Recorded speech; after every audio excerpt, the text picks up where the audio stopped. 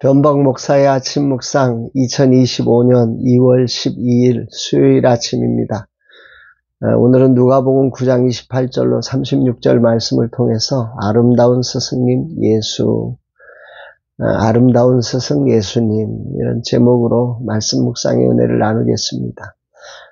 오늘 저에게 매우 소중한 자리를 찾아 방문하게 됩니다.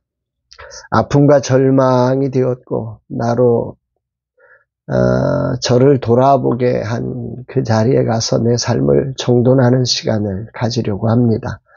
눈이 와서 정확히 어떻게 해야 할지 모르지만 웬만하면 다녀오려고 합니다. 이날 주님 어떤 말씀으로 인도하실까? 십자가와 부활의 첫 가르침 이후 8일쯤 되어서란 말씀으로 시작되어 유명한 변화산 사건의 이야기가 기록되어 나옵니다. 28절 이 말씀을 하신 후 8일쯤 되어 예수께서 베드로와 요한과 야고보를 데리고 기도하시러 산에 올라가사 여기서 8일쯤이라고 표현되었지만 마태와 마가는 엿새 후에라는 정확한 표현을 사용합니다. 그러니까 8일쯤이라고 하는 것은 이 전후가 정확하지 않은 거죠. 그 쯤이라는 게 그래서 이 엿새 후나 8일쯤이나 이 본질적으로 그 의미가 달라지는 것은 아니고 유대인의 날짜 계산법이 그 시작과 종료일을 포함해서 사용하는 경우가 있다고 합니다. 아마 그것을 따라서 누가는 8일쯤이다 이렇게 기록한 것 같습니다. 중요한 것은 8일쯤이라는 시간이 신앙 고백의 사건과 오늘 변화산의 사건을 연결하는 단어로 사용된 거죠. 신앙 고백 후에 십자가를 예고하신 것이 아직 제자들이 받아들이기에는 어려웠던 이 상황에 변화산 사건을 통해서 그들에게 예수님의 십자가 부활이라고 하는 사건을 확증을 주시기 위한 예수님이 하나님이 계획하신 아름다운 가르침의 자리였다. 이렇게 볼 수 있다는 말입니다. 29절 30절 보면 기도하실 때 용모가 변화되고 그 옷이 휘어져 광채가 나더라. 문득 두 사람이 예수와 함께 말하니 이는 모세와 엘리야라. 누가는 오늘도 기도하실 때 놀라운 변화가 일어났음을 말씀하고 있습니다. 기도하는 영적 분위기에서 모세와 엘리야가 예수님과 대화하는 놀라운 장면을 베드로와 야고보와 요한이 목격을 하게 된 거죠.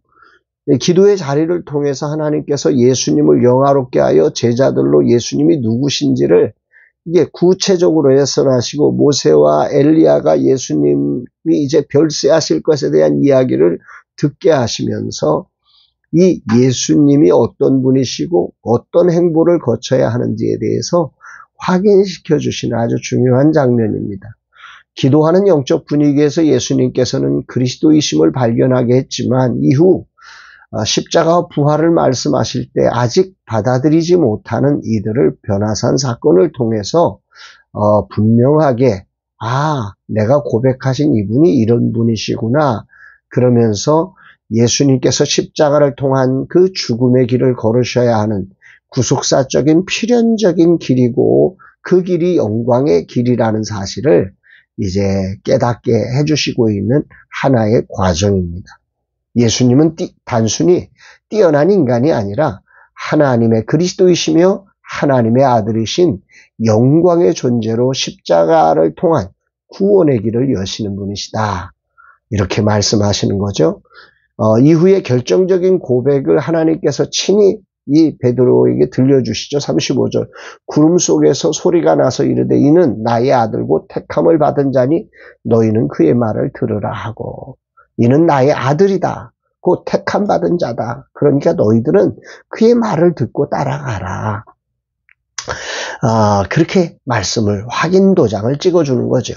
신앙 고백 이후에 자기가 한 말이 정확히 무엇인지 알지 못하는 제자들을 한 걸음씩 이끌어 깊은 진리의 자리로 초대하시는 하나님의 그 은혜의 이렇게 섬세하심이 감동으로 느껴집니다.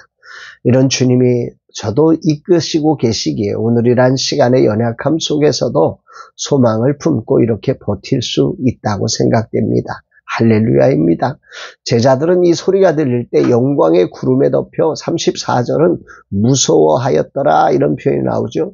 이 무서워하더라는 이 헬라어는 단순 과거 수동태로 외부적인 어떤 신적인 요소, 구름에 덮여서 발생한 일시적인 두려움입니다. 경외감에 가득한 두려움이죠. 이걸 강조하고 있는 거죠. 구약에서 하나님의 영광이 나타날 때 사람들이 보였던 반응의 두려움 똑같은 것입니다. 베드로는 모세와 엘리야가 주님과 대화하며 장차 예수님께서 별세하실 것을 말씀하셨지만 여전히 깨닫지 못하고 여기다가 초막셋을 짓겠다고 자기도 알 수 없는 소리를 말했다고 성경은 기록하고 있습니다. 물론 베드로의 초막을 짓자는 의도는 이 사건을 하나님 나라의 도래로 착각해서 이제 하나님 나라가 도래했으니까 영원히 이 장면이 지속되기를 바라는 마음에서 나온 지극히 인간적인 반응입니다. 그는 영광을 보고서도 여전히 십자가를 이해하지 못했고 나중에 성령을 받은 후에야 이 사실을 깨닫는 거죠. 참된 스승이신 주님은 그런 베드로를 물 흐르듯 한 걸음씩 조금씩 초조함도 없이 진리의 한가운데로 이끌어 가시는 이런 모습이 참 아름답다. 아름다우신 스승이다. 이렇게 고백하게 됩니다. 오늘 말씀을 묵상하면서 제자를 세워가시며 최고의 스승 예수님의 모습이 감동으로 다가오는데요. 이 사실이 저에게는 큰 격려가 됩니다. 영적 분위기에 하나하나 제자들의 상황에 맞추어 포즈를 맞추어 가듯 가르치시는 예수님의 모습, 제자를 향한 그 아주 섬세한 사랑, 지혜, 권위, 이 모든 것 갖추시고서 이렇게 이끌어 가시는 그 모습이 왜 저에게 감격이고 감동이겠습니까? 저도 그렇게 이끄실 것이라고 하는 사실에 대한 확신 때문인 거지요. 나의 선한 목자이신 주님이 오늘도 나를 이렇게 가르쳐 주시는 거지? 그래서 소망이 생기는 겁니다. 오늘도 나는 베드로처럼 내가 무슨 말을 하는지도 모르는 소리로 눈에 보이는 것에 혹해서 나만을 위한 초막셋을 짓자는 소리를 외치는 자이지요. 그럼에도 주님은 이런 나를 단 한마디의 책망도 없이 초조해하지 않으십니다. 오히려 더 큰 사랑으로 그 높은 지혜와 권능으로 당신의 뜻을 이루는 자로 세워가기 위해서 한 걸음 한 걸음 인도하시는 이 사실이 제 몸을 막 전율케 하고 저를 행복하게 만드는 것 같습니다. 주님 감사합니다. 저의 스승, 저의 구원자, 저의 목자, 나의 모든 것 되시는 주님이 계셔서 오늘도 이 종은 아무것도 할 수 없지만 그 이끄심에 순종하렵니다. 오직 주님만 바라보겠습니다.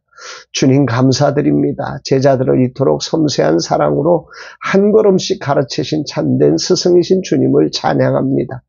당신은 영광받기에 합당하신 분이십니다. 그 누구도 주님처럼 우리를 인내하며 가르치실 수 없음을 고백합니다. 자격 없다고 자르고 왜 그것밖에 못하느냐고 책망하고 언제까지 기다려야 하느냐고 짜증을 내미 마땅한데 오늘도 이렇게 레슨해 주시니 그 사랑에 감격할 뿐입니다. 주님 정말 감사합니다. 주만 바라보겠습니다. 그저 주님만 따르겠습니다. 이 종을 마음껏 사용하여 주옵소서 고백합니다. 사랑하는 여러분, 이런 스승이신 예수 그리스도가 오늘 우리를 인도하고 계시다는 사실을 믿으시나요? 이 주님 정말 믿고 따를 만한 분이십니다. 이 주님을 신뢰하며 이런 스승이신 주님의 선한 손의 인도하심 속에 흠도 없고 점도 없고 주님 앞에 서기에 조금도 부끄럽지 않게 하실 그 주님을 따르는 진정한 그리스도의 제자들로 세워져 가기를 주의 이름으로 축복합니다. 사랑합니다.